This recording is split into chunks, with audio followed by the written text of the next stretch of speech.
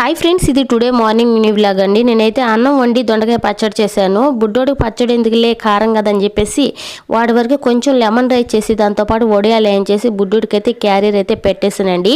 తర్వాత అయితే బుడ్డోడిని రెడీ చేసేసాను. వాడైతే స్కూల్కి వెళ్తున్నాడు, వాళ్ళ నాన్నమ్మ తీసుకెళ్తుంది. వాడితో పాటు మా పెద్ద అబ్బాయి కూడా అబ్బాయితో కూడా పోయేసి వదిలేసి నేను కూడా వస్తాలే అని చెప్పేసి అయితే వెళ్ళాడు. ఇక మా అబ్బాయిని పెద్ద అబ్బాయిని కూడా హాస్టల్కి పంపించాలి కాబట్టి వాడి కోసమే దొండకాయ పచ్చడి చేశానండి. చేసి ఒక బాక్స్లో పెట్టాను వాడికి హాస్టల్లో తీసుకెళ్ళడానికి.